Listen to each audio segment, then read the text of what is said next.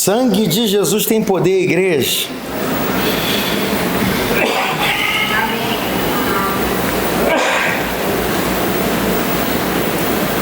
Encontraram o texto?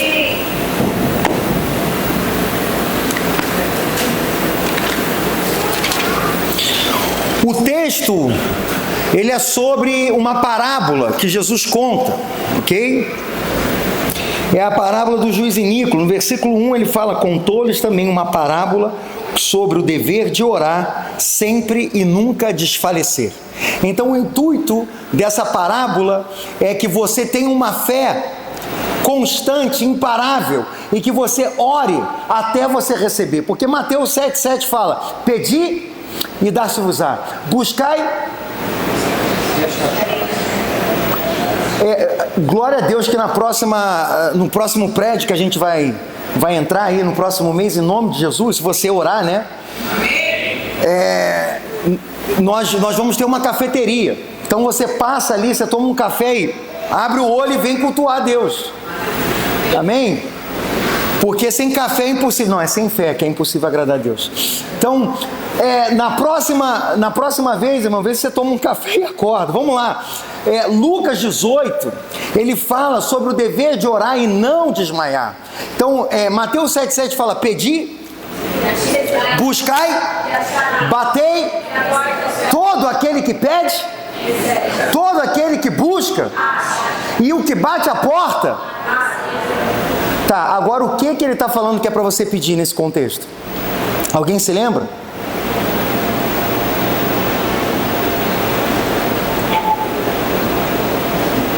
Não lembra, né?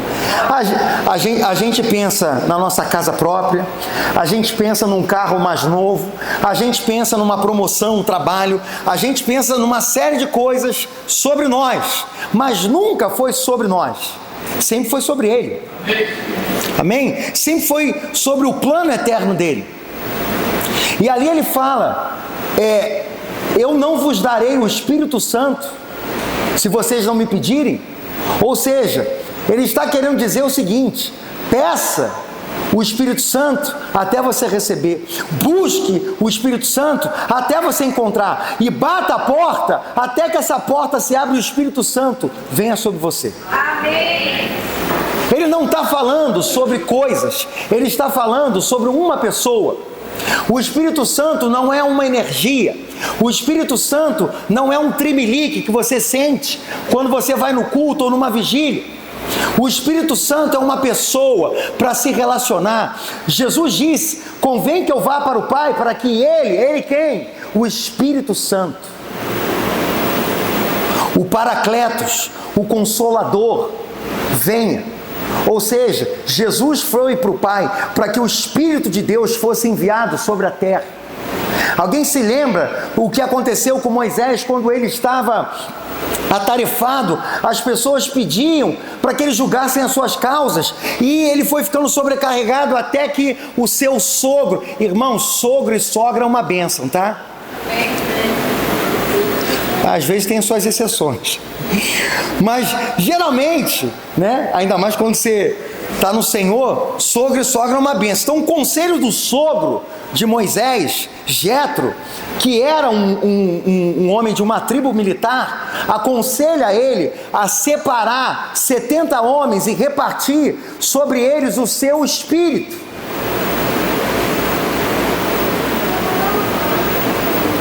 Porque a tarefa é grande. E não dá para você executar essa obra sozinho. Por isso, Efésios capítulo 4 fala que ele subiu aos céus, repartiu os dons sobre a igreja, e a uns ele deu para apóstolos, versículo 11, apóstolos, profetas, evangelistas, pastores e mestres, com o intuito do quê? Da edificação dos santos, para a finalidade, a obra do ministério. Eu quero anunciar algo para você. Quero que você se coloque de pé.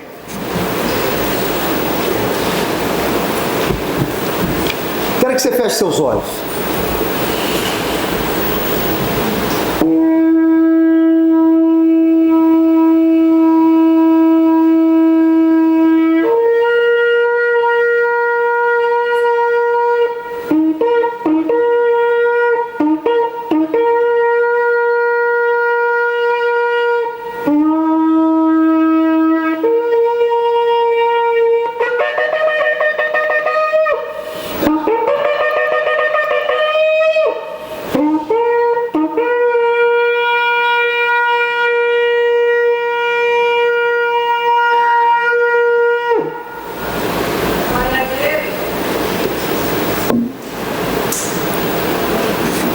Sabe por que eu toquei o shofar? Shofar é a mesma palavra para voz no hebraico. E hoje em Israel as trombetas estão tocando. Nesse mês está tocando trombetas, tem festa das trombetas, anunciando a chegada do novo ano. E nesse mês, que é o mês de Elul em Israel, é o mês onde eles fazem a Teshuvah, que é o arrependimento, que é voltar ao caminho que se desviaram. Hoje eu vejo a necessidade de uma nova reforma na igreja, porque a igreja se desviou. A igreja está desviada, se perdeu dentro dela, e o Senhor está nos chamando para um arrependimento.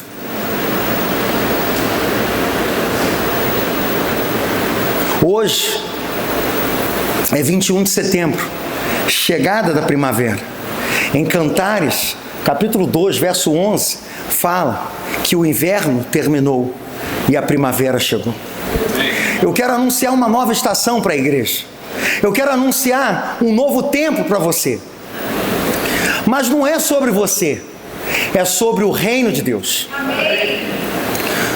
Porque nós estávamos cantando: quando chegar o dia que verei a face do meu amado. Ah, como eu espero o dia. Você tem duas formas de esperar. Uma é uma espera passiva e a outra é uma espera ativa. Deus não te chamou para uma espera passiva. Deus te chamou para dar frutos. Antes do fruto vem as flores. Por isso que a primavera é o anúncio de que vem um tempo da grande colheita. Amém? Então comecem a se alegrar, porque o inverno terminou. Eu não estou falando isso de uma estação natural. Eu não estou falando isso só porque é 21 de setembro e a chegada da primavera. Mas eu estou dizendo para você que chegou uma nova estação na sua vida. O tempo da caverna, o tempo da escuridão, o tempo do frio, o tempo do abandono, o tempo do isolamento acabou. Chegou a hora de você florescer. Chegou a hora de você se preparar para frutificar. Chegou a hora de uma grande colheita que nem olhos viram, nem ouvidos ouviram, nem jamais penetrou em coração humano. São essas coisas que Deus preparou para você. Pode se sentar, por favor. Então, eu quero iniciar essa conversa com vocês falando da expectativa de Jesus. Então, o texto que fala em Lucas, capítulo 18, no versículo 1, quando ele fala sobre a parábola, o dever de orar e não desmaiar, se você for na sequência, ele vai contar a história que havia na cidade um certo juiz que nem a Deus temia. Até os ímpios, até os ateus, Deus vai usar para abençoar o seu povo. E havia também naquela mesma cidade uma certa viúva. A viúva é uma mulher que perdeu o seu esposo. É uma mulher que socialmente naquela época não podia produzir. Era uma mulher totalmente dependente, vulnerável. Eu não sei se você sabe, mas profeticamente, quando fala a história de uma mulher na Bíblia, sempre está apontando para a igreja. Efésios capítulo 5 fala que o homem representa a Cristo e a mulher representa a... Quando fala da viúva, está falando de quem? De uma igreja desamparada, de uma igreja necessitada, de uma igreja que não tem outro a quem recorrer. E nós temos um reto juiz. Aqui ele conta a história de um juiz iníquo, para contar na verdade a história de que nós temos um juiz, que quando nós pedimos, recebemos, quando nós buscamos, encontramos, e quando batemos a porta desse reto juiz, ele defende a nossa causa.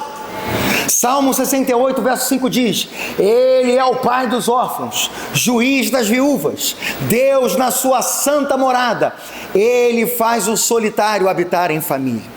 Eu vou dizer de novo, repetir, porque talvez você não prestou atenção, mas Ele é o pai dos órfãos. Amém. Juiz das viúvas. Você entendeu que aqui tinha uma viúva golpeando uma porta? E aqui fala, havia naquela mesma cidade uma viúva que foi ter com ele dizendo: fazei-me justiça contra o meu adversário. E por algum tempo não quis, mas depois disse consigo: ainda que não temo a Deus, nem respeito os homens, todavia, como essa viúva Rutzpa, fala aí comigo aí, cuidado para não cuspir no irmão que está do seu lado, falei, Rutzpa. Essa palavra Rutzpa significa insolência, significa insistência à beira da falta de educação. Essa mulher, ela insistiu de uma forma molesta. Você conhece alguém chato? Não vai olhar para o lado, tá, irmão?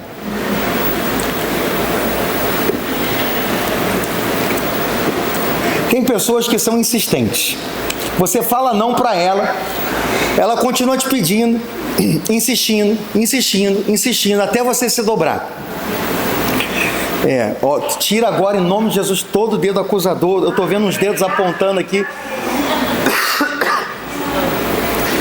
Então, existem pessoas que apontam o dedo, né? Cuidado com esse dedo que aponta, tá? Mas existem pessoas que são insistentes, muito insistentes. E essa mulher, ela foi insistente. E a Bíblia ensina a gente a ser insistente nas coisas corretas. Porque a insistência naquilo que é errado se chama obstinação. Oi? Prestou atenção? Quem insiste no que é errado não é insistente, é obstinado. Então toma cuidado, porque sempre na tua qualidade está o teu defeito, tá? Então a tua força talvez é ser uma pessoa persistente, insistente, mas quando você está errado, você está obstinado e você vai se dar mal. Entende? Então aprenda a insistir naquilo que é correto. Então Jesus, ele está dando para nós uma direção para a gente orar insistentemente, golpear a porta. Então disse o Senhor, disse o juiz: como essa viúva me molesta, hei de fazer-lhe justiça, para que enfim não volte a me importunar muito. O que ela estava fazendo? Golpeando a porta de um juiz, tardes da noite. Em Israel, eu não sei se é assim na sua casa, talvez não, talvez isso não aconteça aqui, só lá no Rio de Janeiro, que a criança sai do quarto e deita na cama dos pais. Acontece isso aqui? Ela procura o ninho para ficar agarradinho com a mãe, acontece? Acontece? Tá. Agora imagina que judeu não tem um filho, 2, 3, eu estou falando de 8, 10. Então imagina a criançada. Irmão, tá igual a história da minha sogra, que ela tinha 3 irmãos, e aí a cama, eles dormiam tudo na mesma cama, e aí os irmãos terminavam de manhã, acordavam um chupando o dedo do outro. Então imagina, irmão, que é do dedo do pé, né? Mas eu não queria falar para não ficar muito, né? Deixa para lá. Então, isso acontecia lá em Israel. As famílias dormiam assim, um próximo do outro. Então, para que alguém ficasse golpeando a porta naquele horário, ia ter que fazer o juiz, imagina, passando entre as crianças para não acordar elas. Então imagina o quão importuno é isso, o quão molesto é isso. Então Jesus aqui, ele está contando uma história de algo, de uma situação natural, para falar de uma situação espiritual. Então disse o Senhor Jesus, ao contar a história, ao contar a história, disse o Senhor: ouvi o que diz esse injusto juiz, que Deus não fará justiça aos seus escolhidos que clamam a Ele de dia e de noite, ainda que tardio para com eles. Agora preste atenção nisso: digo-vos depressa que lhes fará justiça. Quando porém vier o Filho do Homem, agora é uma pergunta, porventura achará fé na terra? Quando nós cantamos, quando eu espero o dia que verei a face do meu amado, você quer ver a face do seu amado, mas Jesus quer ver fé em você. A palavra fala que Jesus está buscando encontrar fé na terra. Achará o Senhor Fé. Encontrará o Filho do Homem. Fé nessa terra quando ele vier? Amém. Que tipo de árvore é você? Que tipo de fruto você dá para Jesus? Havia uma figueira estéril. Jesus foi buscar figos naquela figueira e não encontrou. Será que Jesus, quando vem até você e olha para você, ele está vendo fruto? Ou ele vê uma árvore seca? Ontem eu fui na casa de um irmão e tinha uma jabuticabeira linda. E o irmão fez uma propaganda da jabuticaba e eu fui seco, irmão, atrás da jabuticaba. E quando eu cheguei na jabuticaba, eu quase amaldiçoei ela. Mas aí eu me lembrei que eu não podia amaldiçoar, porque ela vai dar fruto de novo. E foi assim que aconteceu com Jesus. Jesus foi numa figueira tentar encontrar figo, não encontrou. E o homem rogou: me dá mais um ano para que eu adube a terra, para que ela produza mais fruto. Talvez hoje você seja essa jabuticabeira seca, que não dá fruto. Mas você não precisa ser assim, porque Deus te criou para dar muito fruto. E esse meu irmão falou assim: olha, pastor, logo vai brotar aqui um monte de jabuticaba, aí você vem comer. E eu tomei aquela palavra profética. Eu falei: eu vou voltar lá para comer aquela jabuticaba. Mas eu fui buscar fruto e não encontrei. E aqui o Filho do Homem está na terra buscando encontrar fruto. E será que nós vamos ser uma igreja seca? Uma igreja sem fruto? Uma igreja que não agrada ao Pai? Porque o Pai só quer uma coisa: o Pai quer fé de você. Olha o que fala Salmo 101, verso 6. Joga para mim aqui na tela, por gentileza. Salmo 101, verso 6.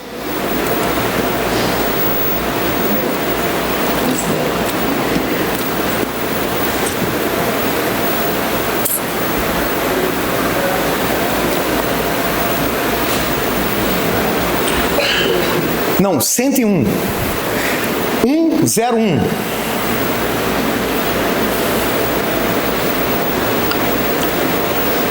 Aí.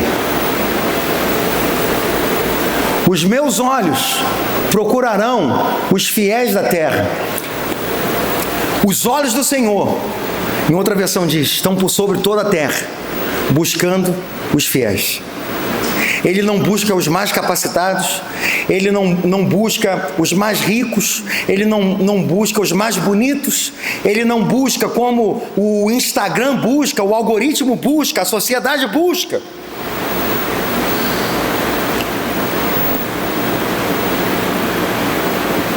Hoje em dia, mulheres estão perdendo a sua forma para tentar uma única forma, para encontrar uma única forma, perdendo a sua identidade, perdendo suas características, todas harmonizadas, todas cheias de plásticas, e nada contra procedimentos estéticos, mas o ponto é o seguinte: todos nós estamos tentando nos enquadrar dentro de uma medida, de um padrão, mas só existe um padrão para o céu. O padrão que Deus busca não é um padrão exterior. O padrão que Deus busca é um padrão de uma fé inabalável. Amém. Deus quer encontrar em você fé inabalável. Achará o Senhor fé nessa terra? Agora, o que é fé? Vamos para uma definição bíblica de fé, clássica. Hebreus capítulo 11, verso 1 diz: ora, a fé é a certeza daquilo que se espera e a convicção dos fatos que não se veem. Eu não vejo, mas para mim já é um fato. A fé é a certeza do que se espera.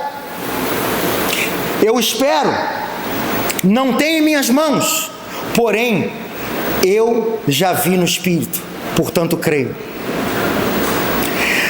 Tem pessoas que elas estão querendo ver para poder crer, mas a fé me ensina que eu primeiro creio para depois eu ver. Ora, o universo foi formado através da palavra. Deus enxergou primeiro tudo em sua brilhante mente e depois executou e criou tudo pelo poder da palavra do Verbo. Por isso, no início, em Gênesis capítulo 1, fala no princípio, Bereshit, criou Deus, Bará, criou os céus e a terra. Amém? Deus criou no princípio. Mas também João capítulo 1 fala que no princípio era o Verbo. E o Verbo se fez carne e tabernaculou, habitou entre nós. Amém? Esse mesmo verbo que fala em João capítulo 1 é o mesmo verbo, palavra que saiu da boca de Deus lá em Gênesis capítulo 1, onde fala que Deus criou dizendo: haja luz e houve luz.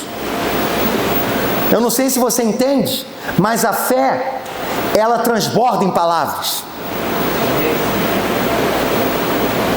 Você crê, e porque você crê, você declara o que você acredita. Por isso, toma cuidado com o que sai da sua boca, porque o que sai da sua boca pode se tornar morte ou vida. Porque a boca fala o que está cheio, o coração. Coração não é isso aqui. Coração, pensamentos, sentimentos, emoções. O que você está pensando, você vai verbalizar. Pensamentos geram palavras, palavras geram ações, ações geram hábitos, hábitos geram uma cultura, e uma cultura gera transformação. Quem quer transformação na sua vida? Começa com a renovação do seu pensamento.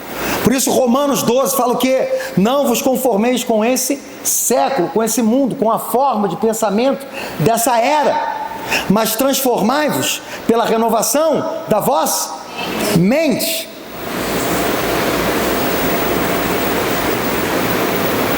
Por isso o Provérbios 4:23 fala: 4:23 fala: guarda o teu coração, porque dele procede as fontes de vida. Salmo 119 fala o quê? Guardei o meu coração, para eu não pecar contra ti. Então, guardar o coração é guardar a mente. Da onde vem todas as fontes de vida? Da mente. Em outra versão fala: guarda o seu pensamento, porque ele dirige os seus passos. Ok?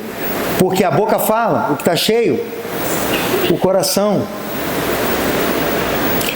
Cuidado com o nada a ver, ou não quis dizer isso. Já viu? Não quis dizer isso. O nada a ver é a frase predileta do capeta. Sabe por quê? Porque o capeta é o pai da mentira. O diabo é o pai da mentira.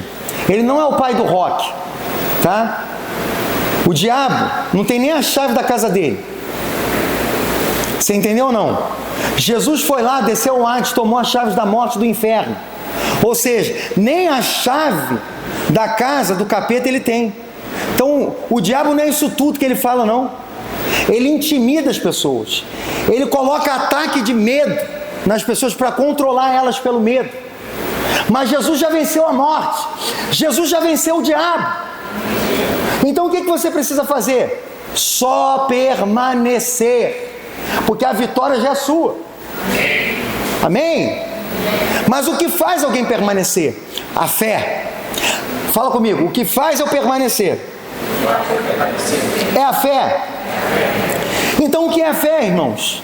A fé é a certeza do que esperamos. Não existe milagres sem fé. Jesus não pôde fazer muitos milagres, não é que ele não fez milagres, ele não pôde fazer muitos milagres em Nazaré, por quê? O que a Bíblia diz? Por causa da incredulidade daquele povo. E o que era a incredulidade deles? Quem Jesus era em Nazaré?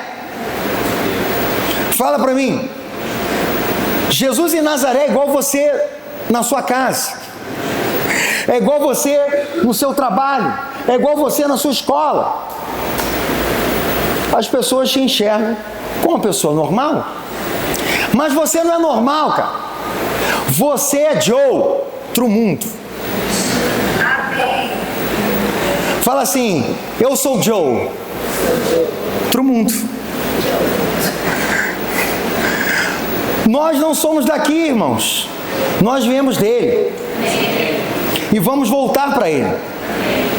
Existimos a partir dele, vivemos nele e retornaremos para ele, porque dele, por meio dele, Romanos 11, para ele são todas as coisas, glória pois a ele. Amém? Então a gente aprendeu aqui, quando nós falamos do cativeiro babilônico, como fala o texto de Hebreus, nós somos peregrinos e forasteiros nessa terra. Então é por isso que você muitas vezes tem o sentimento de que você não se encaixa nesse lugar. É por isso que você tem o sentimento que muitas vezes você não se encaixa no meio das amizades que você tem. Porque é óbvio, você tem outra genética, você tem a genética do teu pai. Amém. É por isso que a conversa muitas vezes não bate. Mas você não pode ser um crente bolha, não é verdade? Você precisa entender o teu papel nessa terra, porque Jesus também era Joe. Lembra do Superman? Lembra? Superman era Joe, não era? Ele não veio de outro planeta? Ele tinha superpoderes, não era? E assim era Jesus, caminhando nessa terra.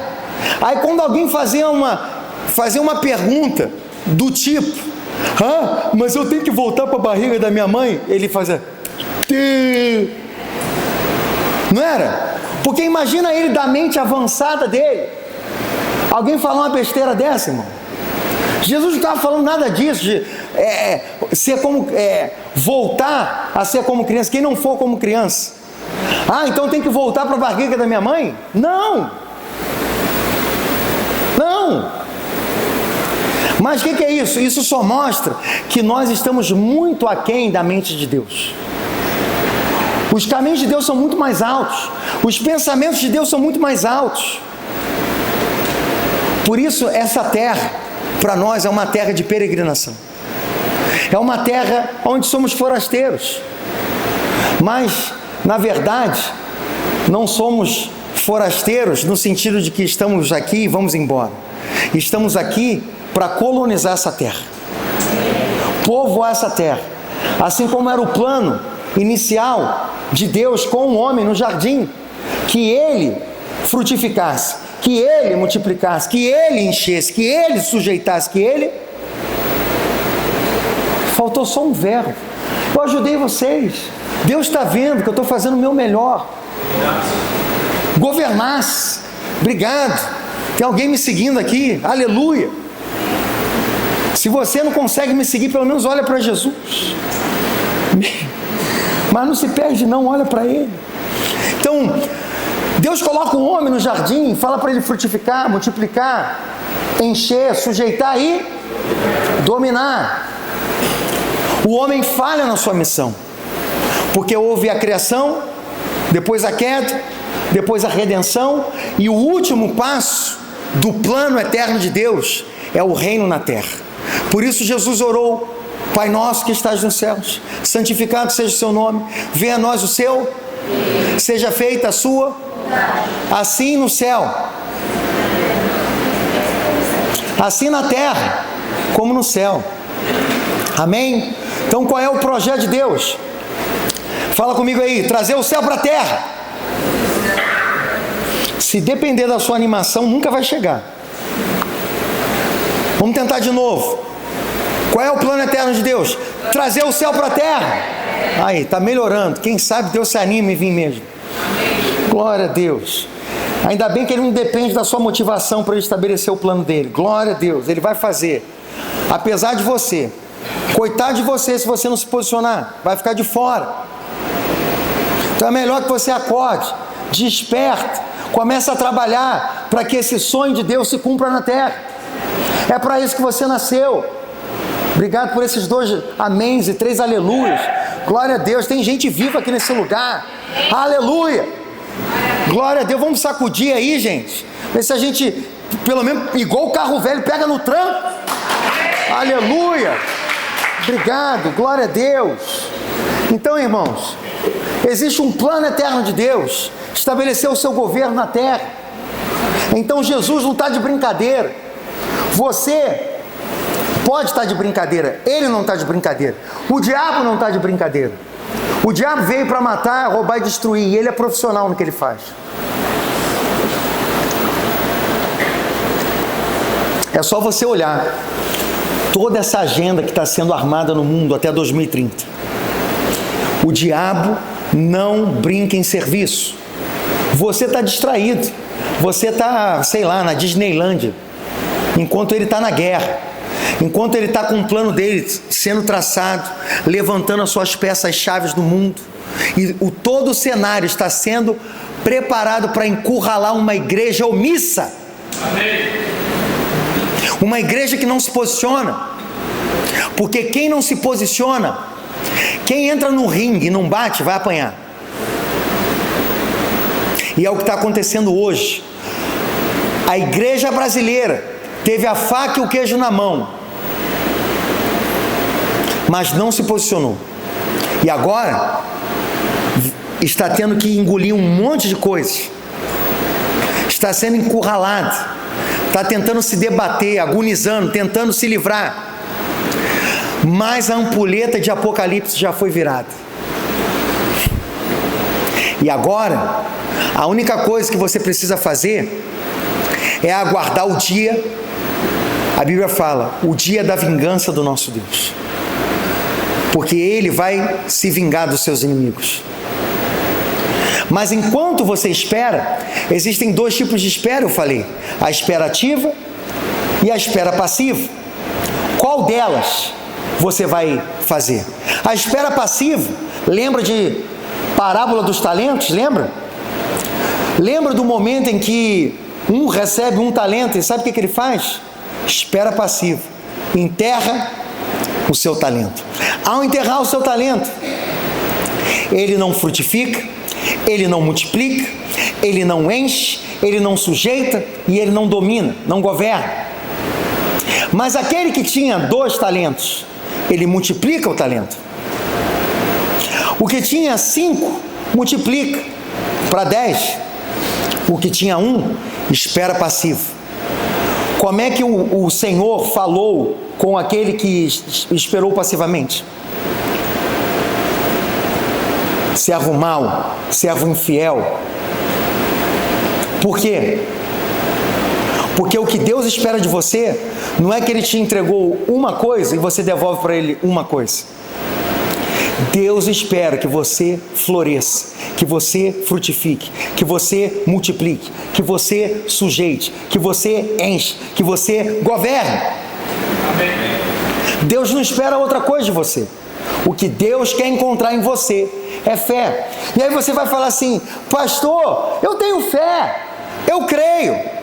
Tiago vai olhar para você e vai falar assim: mostra-me a tua fé sem obras, que eu com as minhas obras vou te mostrar a minha fé. O mesmo Tiago escreve no capítulo 1, no versículo 22, não sejam somente ouvintes, sejam praticantes da palavra. Não existe cristianismo, cristão não praticante.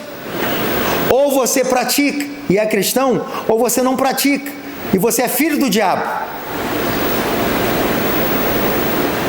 Pastor, não, está muito duro. Não tem igual na época do Fantástico, a coluna do meio, da zebrinha, lembra da zebrinha? Lembra dessa? Não lembro não, o Garcia vai lembrar. O Júnior também lembra. A zebrinha, a coluna do meio. Não tem coluna do meio no mundo espiritual. Ou você é da luz, ou você é das trevas. Ou você é branco, ou você é negro. Você não tem como ser cinza. Entendeu? 50 tons de cinza são 50 versões do diabo.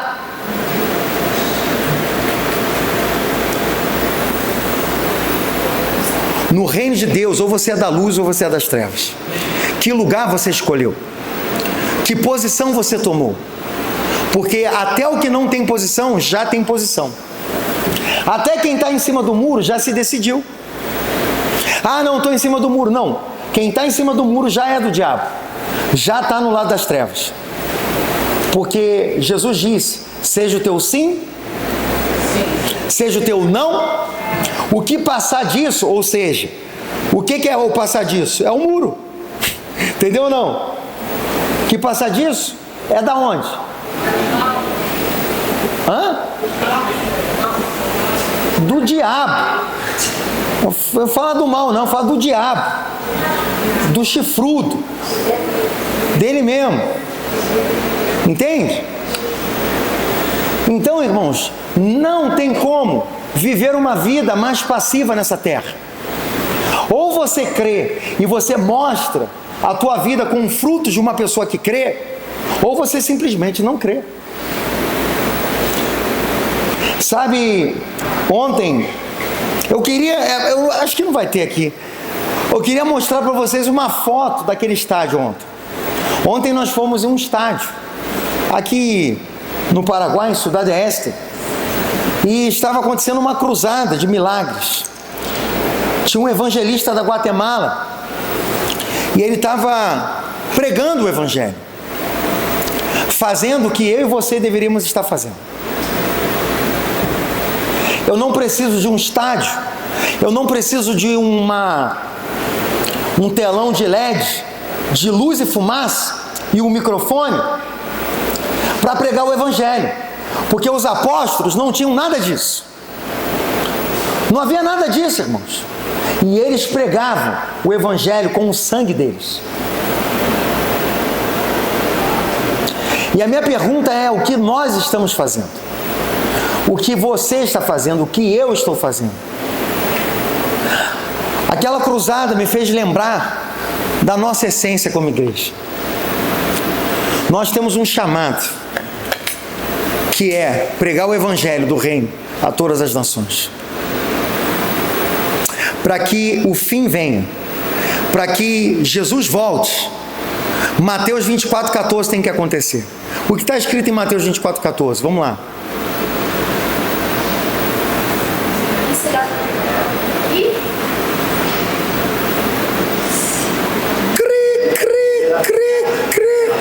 E o evangelho do reino será pregado. Agora com a cola ali é mole, né, irmão? E será pregado esse evangelho do reino por todo o mundo, para testemunhar todas as nações. Então, consequentemente, na sequência, virá o fim. Então, qual é a ordem dos fatos?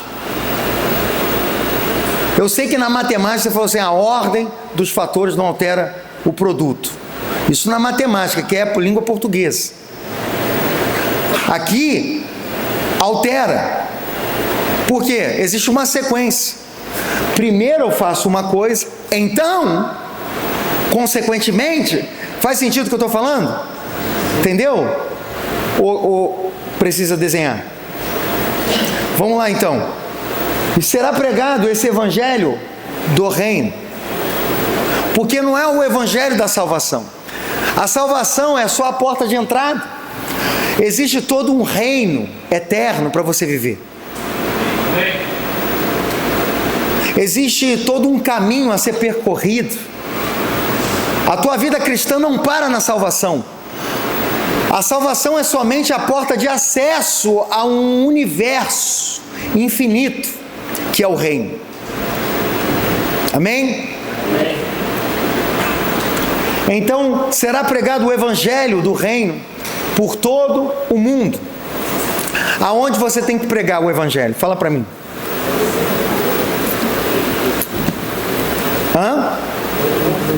Aonde? Eu estou achando que vocês não estão muito seguros. Vou fazer a pergunta de novo. Aonde nós devemos pregar o evangelho? Em todos os lugares, todo mundo. Existe algum milímetro quadrado desse mundo no qual Jesus não é digno de ser glorificado? Israel cantava que ele era o Senhor de Israel, mas teve um baixinho ousado chamado Davi, que começou a escrever salmos dizendo que o Senhor é o Senhor de toda a terra. O mesmo Davi que viu Jesus antes da crucificação, ele viu o ungido gritando Elai, Elai, lama sabachthani. Está lá em Salmo 22. Irmãos, Davi era um profeta. Ele enxergou a crucificação. É só você ler lá Salmo 22. Entende? Ele teve a revelação. O tabernáculo de Davi não tinha véu. Você consegue entender a dimensão da mente de Davi? Você consegue entender porque quando Deus pensa, eu vou buscar alguém na terra, alguma família para nascer o meu filho aqui. Buscou qual família? A de Davi.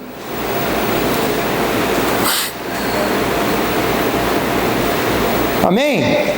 Deus amou o coração de Davi. Ele não era perfeito, mas ele tinha um coração que Deus se agradava. E sabe qual era o coração de Davi? Abre aí Atos 13. Atos 13, 22. Você vai entender o porquê que a Bíblia fala que Davi era o homem segundo o coração de Deus. E tendo tirado a este, levantou-lhes o rei Davi, do qual também dando testemunho disse, olha só o que o Senhor diz sobre Davi: achei Davi, filho de Jessé, homem segundo o meu coração, que fará toda a minha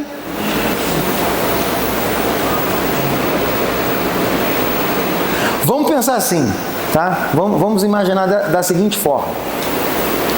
Eu quero um voluntário aqui. Quem pode ser meu voluntário aqui? Ó, o Samuel apontou 2 vezes, então vai ser ele. Vem Samuel. Vem cá. Então vamos fazer o seguinte, tá? Você é Davi. Mas o Davi tinha que ser pequenininho. Não, você é o Davi. Não, calma. Você é o Davi, tá? E Davi, achei Davi, Deus falando, homem segundo o meu coração. Então imagina que o coração de Deus está aqui. E se ele é segundo o meu coração, o que Davi vai estar? Se ele está segundo o coração de Deus, e o coração de Deus está aqui, em inglês fala a man after God's heart, ok? Um homem que está after, é alguém que está em busca de, ok? After é depois, né? Before é antes, mas after, nesse sentido, é alguém que está em busca. Então, se eu vou para cá, e Davi é alguém que é segundo o coração de Deus, o que Davi está fazendo? E se o coração de Deus for por aqui, para onde que vai Davi? É como se tivesse um imã que conectasse os dois. E se ele muda de direção, entende? Ele está em busca do coração de Deus. Se Davi é um homem segundo o coração de Deus, todo segundo, antes do segundo tem o quê? O primeiro. Se Davi é segundo, Deus é primeiro. Pegou ou não? Se Davi é segundo, Deus é primeiro. Não vou bater de novo em você não, tá? Tá bom, Deus abençoe. Dá um aplauso aí à vida do Davi, do Samuel. Glória a Deus. Então, irmãos, encontrei em Davi um homem segundo o meu coração. E o que é ser uma pessoa segundo o coração de Deus? É alguém que faz toda a minha vontade, diz o Senhor. Eu quero que você anote isso no teu coração. Como é que você anota? Memoriza, ok? Então fala comigo aí. Que quando você vamos colocar da seguinte forma: obediência parcial é rebeldia total. Então vamos lá. Obediência parcial é rebeldia total. Não adianta meia obediência. Meia obediência é completa desobediência.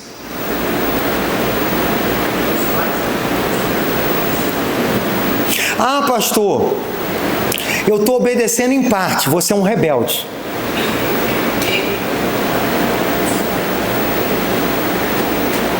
Quando você, mulher, se sujeita em parte ao seu marido, você está se rebelando contra Deus. Quando você, homem, não ama a sua esposa, servindo ela, amando ela como a parte mais frágil, e faz isso às meias ou de qualquer jeito, você está se rebelando contra Deus. Porque foi o próprio Deus que ordenou que os homens amassem as mulheres, dando a sua vida por elas, e que as mulheres se sujeitassem e respeitassem os seus maridos. Mas eu tenho certeza que você tem uma boa desculpa para justificar o que você está fazendo hoje. E porque você é bom de desculpa, você é ruim em tudo na tua vida. Quem é bom de desculpa é ruim de arrependimento. E quem não se arrepende não é transformado.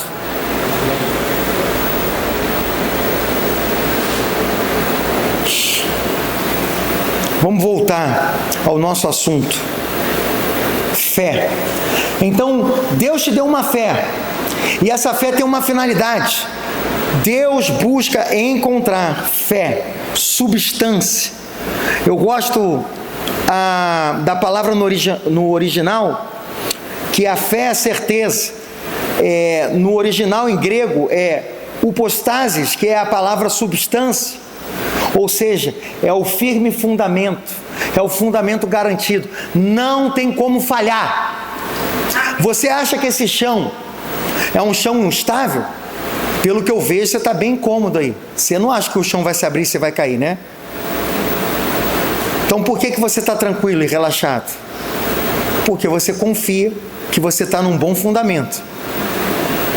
Pois aquilo que você não vê, quando você crê, é o fundamento mais sólido do que o chão que você pisa.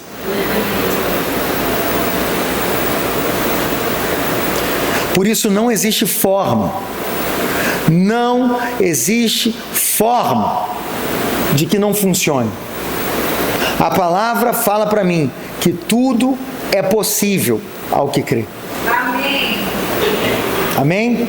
Tudo. Tinha uma canção antiga que falava assim: não há impossível para Deus, não há, meu Deus tem todo o poder. Ele fez tudo que existe na terra, céu e mar, meu Deus tem todo o poder.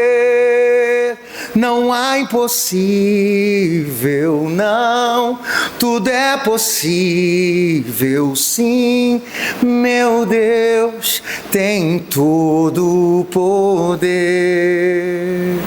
Não há impossível, não, tudo é possível, sim, meu Deus tem todo o poder. Amém? Glória a Deus. Ele tem todo o poder. Não existe impossível para Deus.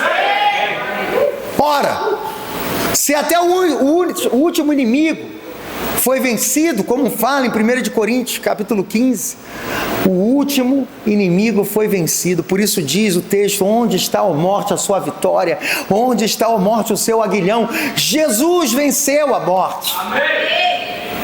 Irmão, se o último inimigo, a morte, foi vencido, que inimigo, que inimigo, fala para mim, pode te vencer? Somente aquele que você permitir. Porque a vitória já foi dada para você. O que você precisa é permanecer na vitória. Não deixar o inimigo ganhar lugar. Não deixar o inimigo ganhar território no teu coração, na tua mente. Porque se ele fizer, ele vai vencer essa batalha. O campo de batalha é a tua mente. E se tua mente é fraca, se tua mente não tem fé, o diabo vai te sujeitar e te escravizar. É tudo sobre crer. A batalha está na mente. Ou você crê, ou você não crê. A palavra fala. E aí eu vou lá para Hebreus, aonde eu estava, na definição de fé. E lá no versículo 6, coloca aí para mim. Olha o que ele fala. Sem fé é impossível agradar a Deus. Mas peraí, o texto não falava que tudo é possível? Ao que crê. Se você não tem fé, você começa a enxergar impossibilidade. Porque aonde tem fé, não tem impossível. Amém. Não tem impossível. Eu vou falar de novo. Aonde tem fé, não tem impossível. Amém. Se existe impossível, é porque falta a você visão. Porque aonde tem visão, tem provisão. Aonde tem visão, é porque a fé está operando. Porque a fé é a certeza das coisas que se esperam e a convicção dos fatos que não se veem. Ora, você não vê com os olhos naturais, mas você com os olhos da fé enxergou.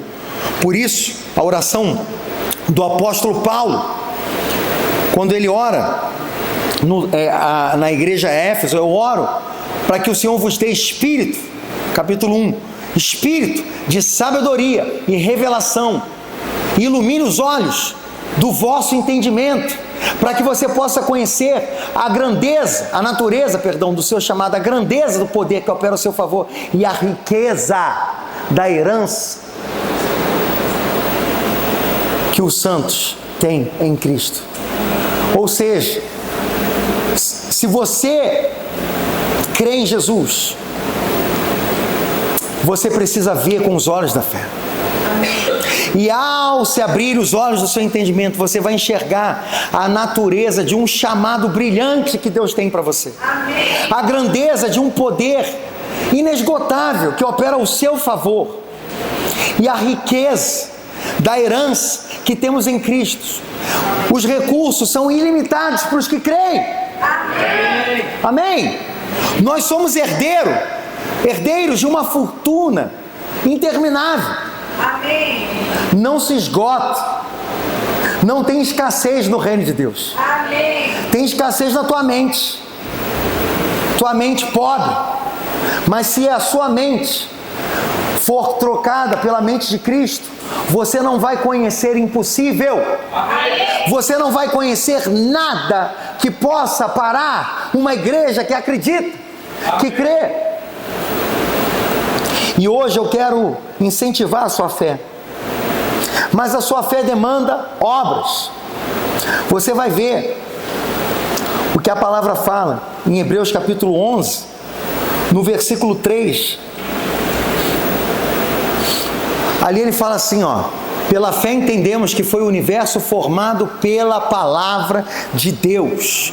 Tudo que está na terra foi formado pela palavra. Vou falar de novo. Tudo que está hoje aqui nessa terra. Não, mas essa cadeira, ela não foi formada pelo poder da palavra, ela foi construída. Mas os materiais que foram usados para que ela fosse feita, são materiais que foram criados pelo poder da palavra. Entendeu? Ou seja, tudo que existe foi criado pelo poder da palavra. Toma cuidado com o que sai da tua boca. A palavra fala em Provérbios que assim como o homem imagina na sua alma, assim ele é. E sabe como ele vai se tornar o que ele está aqui? Pela boca dele. Então tudo que você declara, um dia você vai comer daquilo que você falou. Um dia nós orávamos pelas nações. Um dia nós colocávamos bandeiras na casa de oração há 20 anos atrás. E todos os países que nós pisávamos nas bandeiras, orávamos, a gente poderia ser taxado como louco. Imagina? Mas todos aqueles países que nós orávamos, que nós pisávamos na bandeira, que nós sonhávamos e profetizávamos, um dia Deus nos levou para pisar naquela terra. Amém? Você jamais vai chegar num lugar que a tua oração não chegou primeiro. Você jamais vai pisar num lugar aonde a tua oração e a tua oferta não chegou primeiro. Quem quer ir para Israel aqui? Eu quero levar você para Israel. Amém? Mas primeiro, irmãos, você precisa orar por essa nação. Como é que essa nação vai ter paz se você não clama pela paz naquele lugar? A palavra fala em Salmo 122, orai pela paz de Jerusalém, prosperem aqueles que te amam.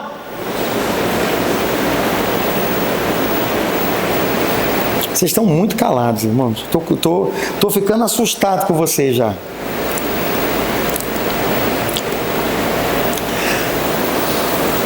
Quando você vai na sequência, versículo 4, fala assim: pela fé, Abel ofereceu a Deus um sacrifício superior ao de Caim.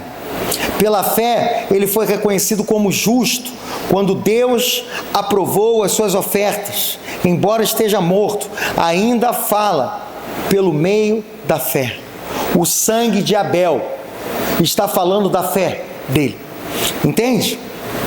Quando ele oferece um sacrifício a Deus superior ao de Caim, Deus aprovou a sua oferta, e a sua oferta foi feita através da fé. Por isso o texto fala lá em Romanos capítulo 1, verso 17, o justo viverá pela fé. Amém? Amém? Tudo que você faz é pela fé. Ou seja, se você oferta a Deus sem fé, você está oferecendo algo vazio para Deus, porque o que Deus quer não é o teu dinheiro, o que Deus quer é a tua fé. Ai, glória a Deus, pastor, eu também não queria dar o dinheiro, então Deus quer só a minha fé. Toma, Deus, a minha fé, recebe. Como é que você dá a fé para Deus sem obra, irmão? É óbvio que junto com a tua fé vai o teu dinheiro, entendeu ou não? Mostra-me a tua fé sem obras, que eu com as minhas obras vou te mostrar a minha fé. Você que fez um voto a Deus, você fala assim: Deus, eu me comprometo a ser fiel ao Senhor no dízimo e na oferta. E aí você faz um mês, falha o outro, aí você fica 2 meses sem ofertar, você se esqueceu. Sabe, tem gente que tem uma falta de memória, irmãos, para as coisas de Deus, que é incrível. Mas não tem problema não. Quando você precisar de Deus, Ele também vai chegar e vai falar assim: ah, eu nem me lembro. Tem muita gente que não entende o porquê que muitas vezes nossas orações não são atendidas. Olha o que a palavra fala em Malaquias capítulo 3, não sou eu. Façam prova de mim. Se vocês obedecerem e forem generosos e fiéis dos dízimos nas ofertas, se eu não vou abrir as janelas dos céus e derramar sobre vocês bênçãos sem medida.